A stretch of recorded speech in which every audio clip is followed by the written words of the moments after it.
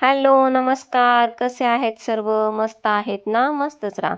सर्वांना सर्वप्रथम श्री स्वामी समर्थ. तुम्हाला सर्वांना आजचा दिवस खूप छान आनंदाचा आरोग्यदायी जाओ. तर ही झालेली आहे आपली नेहमीप्रमाणे पूजा. आज आहे नागपंचमी, तर सर्वांना नागपंचमीच्या खूप खूप शुभेच्छा. शिवाय आणि ओमच्या शाळेमध्ये क्रांतिदिन साजरा झालेला होता आणि त्यानिमित्ताने त्यांनी दोघांनी तेथे भाषण सादर केले होते. ते दोघं आता तुमच्यासमोर पण ते भाषण सादर करून दाखवत आहे. तर आधी येतो आहे शिवाय. माझे नाव शिवाय सचिन वालझाडे. मी आज तुम्हाला लोकमान्य टिळकांच्या विषयी 2 शब्द सांगणार आहे. ते तुम्ही शांत चित्ताने ऐकावे ही माझी नम्र विनंती.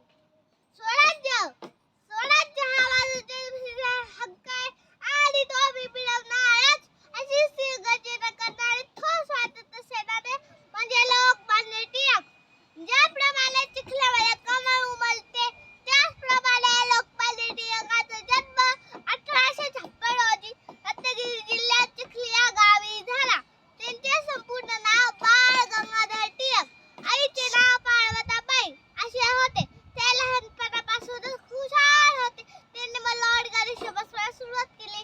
त्यांनी मग केशरी व मराठा अशी 2 वृत्तपत्रे लिहिली. एवढे बोलून मी माझे 2 शब्द म्हणतो.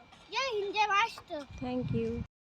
स्वराज्य स्वराज्य हा माझा जन्मसिद्ध हक्क आहे आणि तो मी मिळवणारच असे गर्जना करणारे थोर स्वातंत्र्य सेनानी म्हणजे लोकमान्य टिळक.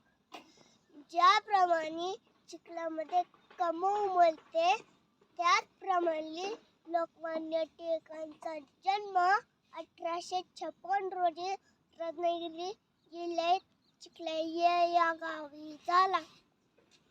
त्यांचे संपूर्ण नाव बाळ गंगाधर टिळक, आईचे नाव पार्वताबाई असे होते.